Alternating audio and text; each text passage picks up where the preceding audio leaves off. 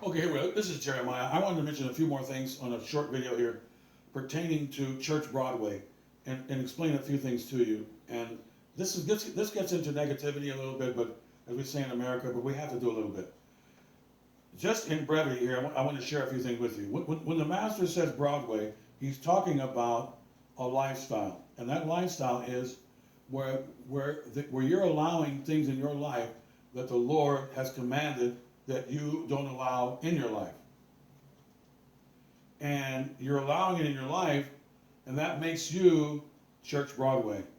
If you frequent a church and you say, Lord, Lord. Because he just said people are going to say, Lord, Lord to him on his day, and he's going to say, I don't know you, which means they weren't proper servants. They weren't faithful servants. And they weren't wise servants. And that's the bottom line. Now they're under the impression that they were doing the right thing. Or they're pretending that they were doing the right thing. When deep down inside they know that they weren't living a proper life in a temple or more along the lines of a church. Because the Lord is establishing a 2,000-year church here for humanity, which is over right now. So who says Lord, Lord? A lot of people are going to say Lord, Lord. But it doesn't mean they're Lord, Lord. In other words, he's piggybacking on the idea of false people. And they're prophesying the future improperly. And since they're on Broadway, we know that they're living a life that is not within the confines of the covenant of Jesus Christ.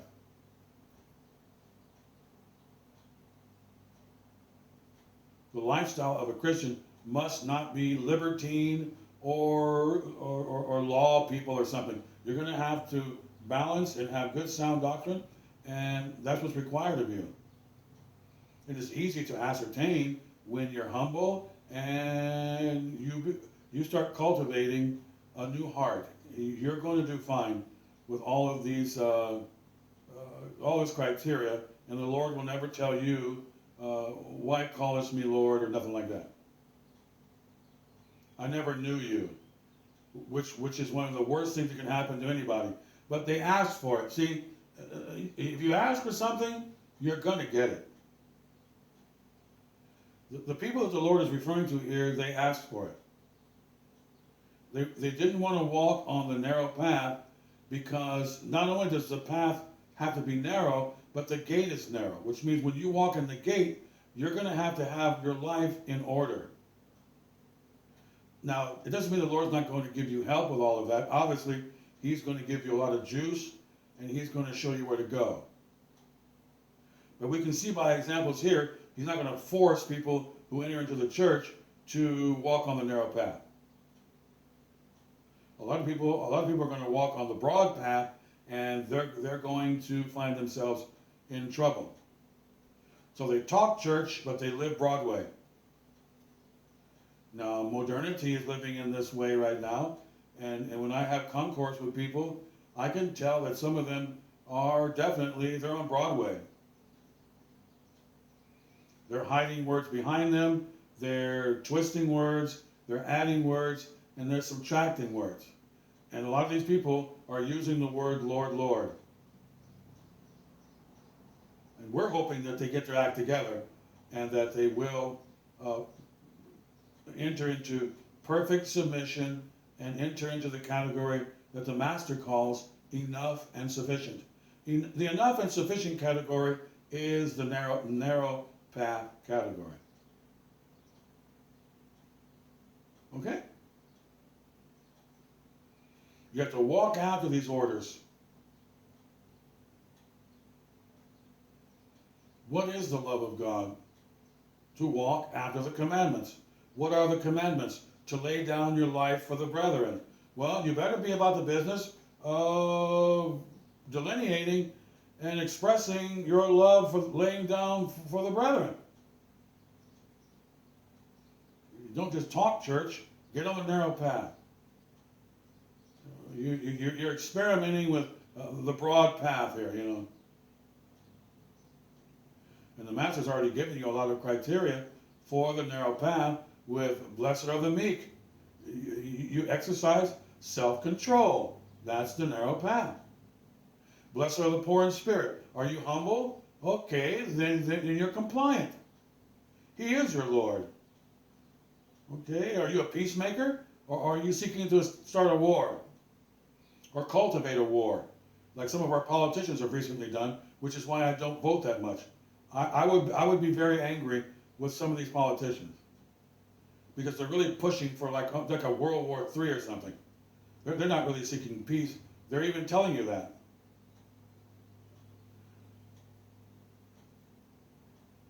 This is a very sad hour in American history.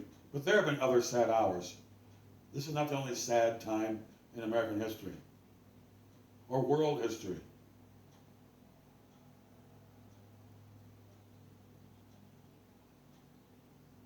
So a personal relationship is required here. And the fellowship level, you need to have a proper associates you hang around. And you want narrow path buddies in your church. That's what you want.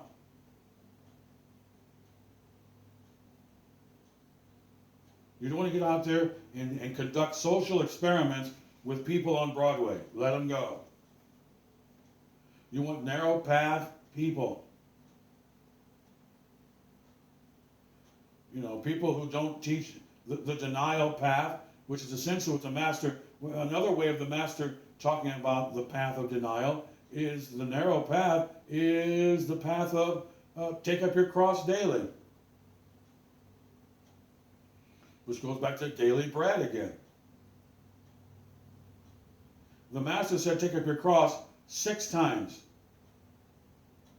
I'll mention take up your cross to some of these modern people who are obviously on Broadway, many of them, and they'll tell me that I don't have to take up a cross, or what are you talking about? Well, I just told you one of the main ideas of pleasing God and being compliant to what He's commanded you to do. And they say, well, I don't know what that is and I don't like it. Well, then there's a very good chance they're on Broadway. Church Broadway. Now, I'm not here to condemn them by no means. It's just that your status is your status, and you can't deny your status because that's who you are. You know, you're promising the wrong future, which is what the word prophet means. You're not on the solid rock. You're on quicksand church life, maybe. I don't know how else to define it. You haven't put on a servant mind. You're always talking about what your flesh can enjoy and how your flesh is doing today, and you're not talking about your heart being in heaven, and you can't wait to be with Father, which is what you should be cultivating. So there's really no soap between you and the Lord. There's no soap. There's no activity. And the Lord's not demanding that you be a perfect servant or that you love Him perfectly or nothing like that. Otherwise, there wouldn't be anybody in heaven. It's quite obvious that the Lord is demanding a modus operandi of a very serious person who says no to sin and yes to church work. Can you figure that out? We can all go home. You want to introduce teachings of false narratives and twisting the gospel or whatever, and you want me to go to Broadway with you. I'm not going on Broadway with you. I want the Master to tell me, well done. Not I don't know you. Come on Broadway with me. Laodicea, you know. Well, whether you're a leader or a minion, it doesn't matter to me. I'm not going to fall away. It sounds to me like you're shrinking back to destruction. We just looked at Isaiah falling backwards. Falling backwards means you're in the danger zone.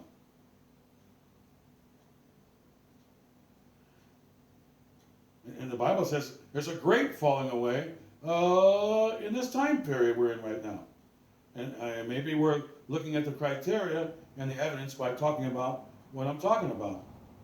Falling away means everybody wants to go to Church Broadway.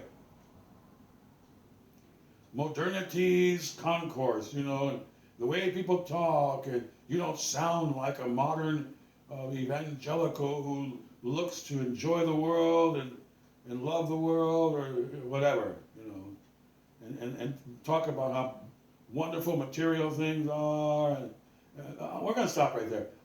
That's a lot of negativity, but I had to do it because this chapter ends with that idea.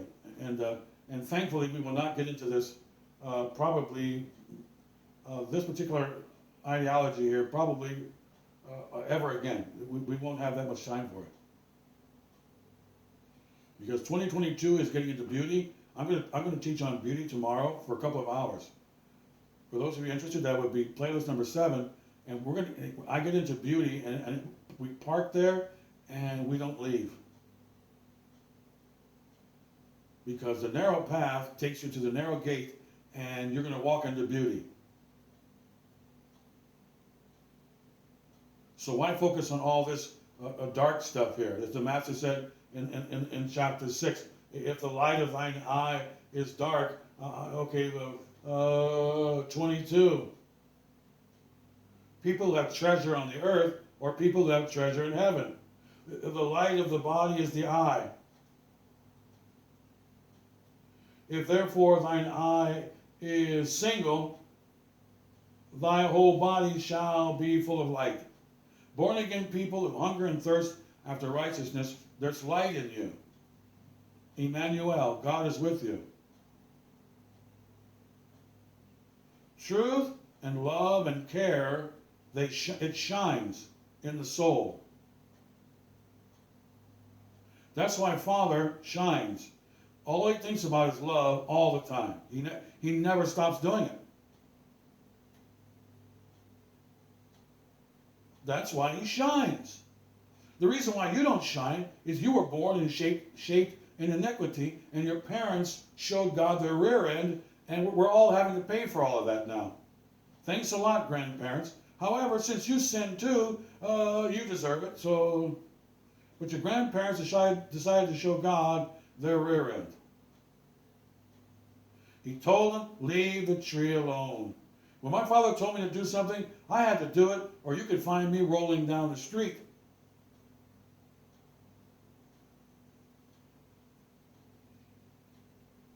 We're cultivating the fear of the Lord here and the respect for who he is and who you ain't.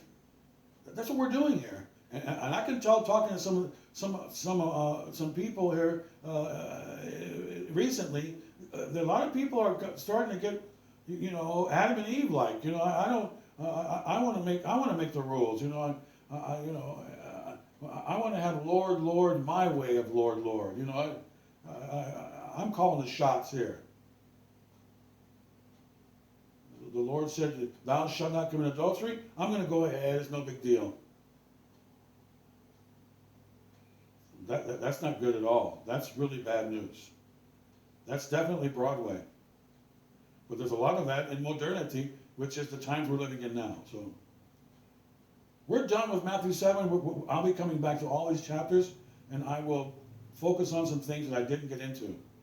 As I mentioned, Matthew 6 has so much.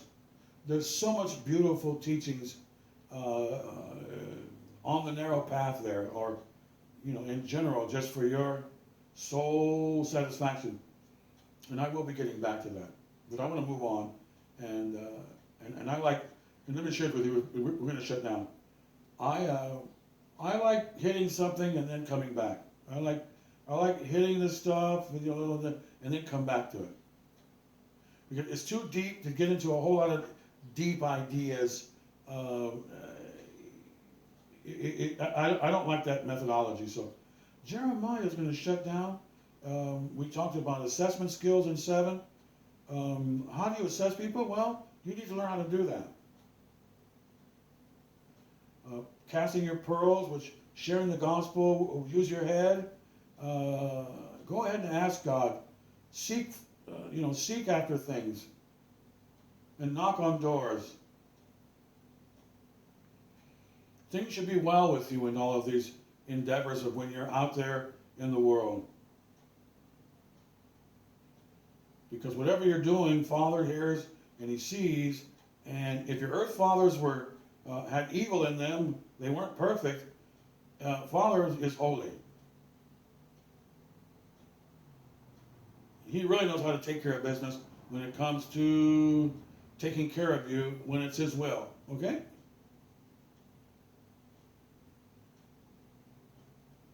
Which means if you love Father and you ask for something and He doesn't want to give it to you at that time, then it's really good for you. It's really good for you in general. Now, it could be because you're being chastened, and that's not good for you. But in general, a lot of times you'll have persecution, and you'll want to get out of it, or uncomfortable circumstances, but Father wants you to be on that potter's wheel, spinning around, and troubled and shaking. He wants you to learn how to put confidence in Him, and He wants you to learn how to get your life in order to things He doesn't want in your life. And you went and did the wrong thing, and you had an opportunity to do the right thing, and you didn't do that either. So that's correction. However, you could be in a situation because of the gospel. We just looked at Revelation chapter 1. John was in prison because of the gospel. He was preaching. He put a bullseye on himself, and the devil came and locked him up, and the Lord let him get locked up.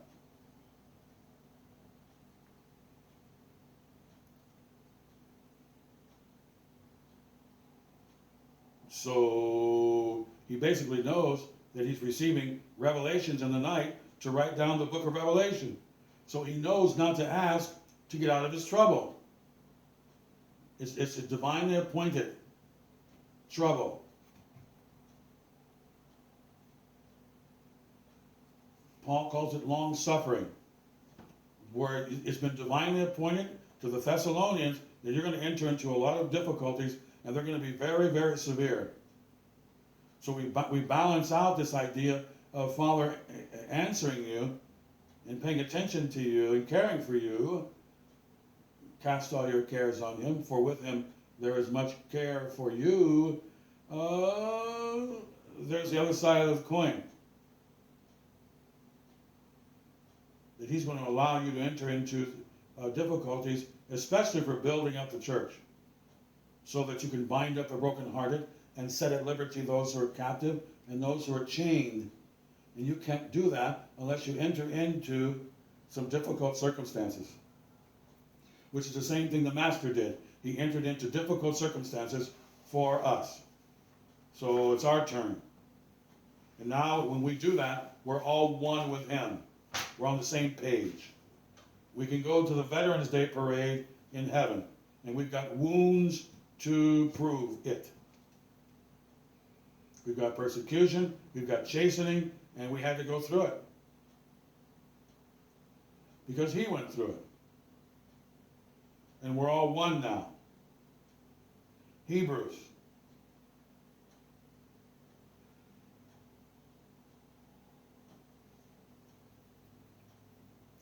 Okay, that's it. I want to mention one quick thing about music, and I'm going to shut down. Music is the next playlist that I'm going to revise here. Worship, praise, admiration, and thanks. I'll have a short lesson on that, and then I'm going to put some lessons that are in your Bible, especially the book of Psalms, such as play skillfully for the Lord and stuff like that. I'll put that under that playlist, number 8, okay? But I wanted to mention, I suggest that you buy the Maranatha CDs 1 through 7. I would buy those.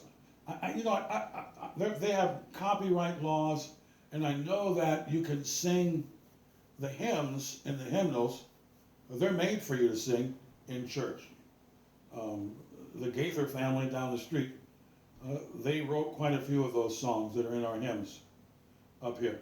So, but the next lesson is going to get into a lot of worship and praise.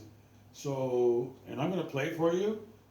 I might even start a new channel where I play for you. Okay? The only problem is I'm having a problem with some technology here. So, how am I going to sing it? Well, I had it all set up before. But, excuse me, we'll see about that, okay? Pardon me. But I do want you to consider going online and buying Praise 1 through 7. Praise 1, 2, 3, 4, 5, 6, 7. I highly suggest those CDs to buy them. It's Maranatha Records in Costa Mesa, California. Some of you will download them and so forth. I suggest you buy the CD. Give you something you can handle, something tactile, or you can handle it. A concrete noun. No, so you can look at the CD and look, get some information. That's why I liked albums in our generation. You had a picture of the author or the musician. You had some information about the studio and stuff like that. Now people just download, and it's kind of a plastic relationship we develop under modernity. I like albums. I'm very fond of albums. But I buy CDs now. I wish we would have never left albums. Personally. I think it even sounds better if you have a very expensive stereo. But I want to toss, I have one of the CDs, and I should have it here. Praise 4, which has I Love You, Lord on there, which I'm considering singing some of those songs, but the least I can do is to advertise and have you go to their website, Maranatha Records, and purchase. My suggestion is 1 through 7. Buy all of them if you got the money. 1, 2, 3, 4, 5, 6, 7 of them, okay? I have most of my favorites already recorded, and that's it. I want to add some more, but I haven't taken the time to buy a couple more of the CDs because I want to add a few songs. I don't think I have I Will Serve You. No, I don't have Maranatha, which I like, a few songs.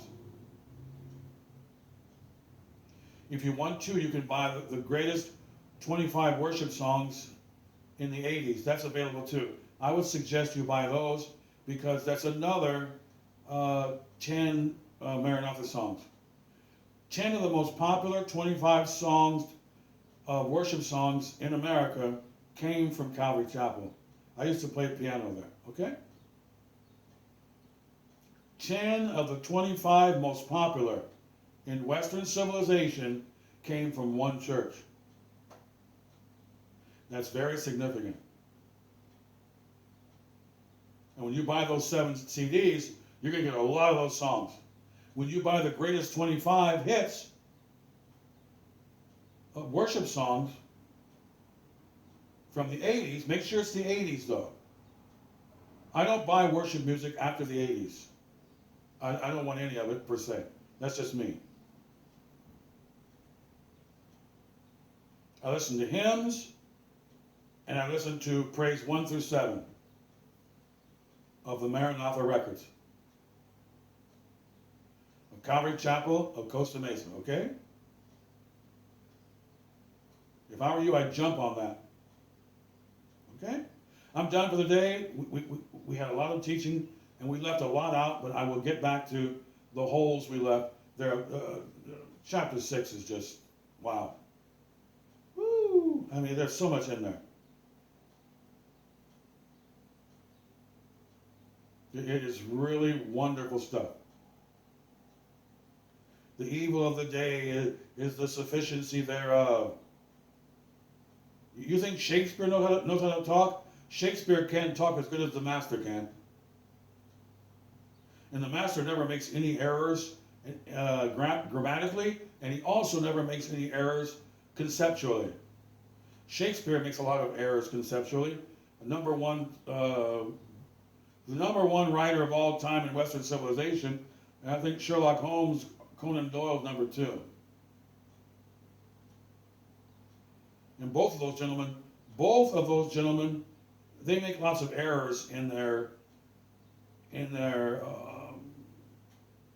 plots and in their ideas. And some of it is just outright wrong, and not necessarily good at all. Henry V is like a war machine.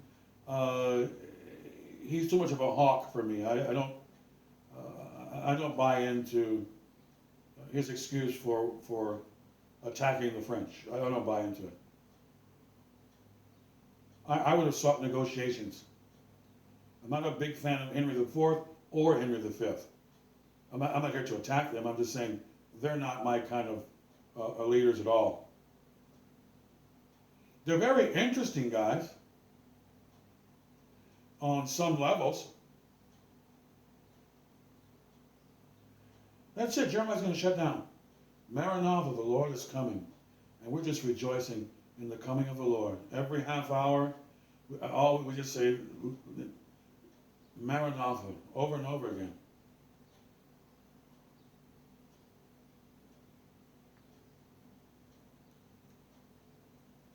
We would love to be away from all this groaning of poverty and war and stuff. It's, get us out of here.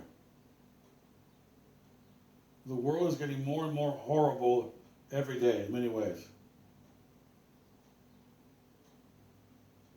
And America, which used to be somewhat of a separate bastion and a colony of reason, it's really going down the third world too. It's just, and you can't escape the times.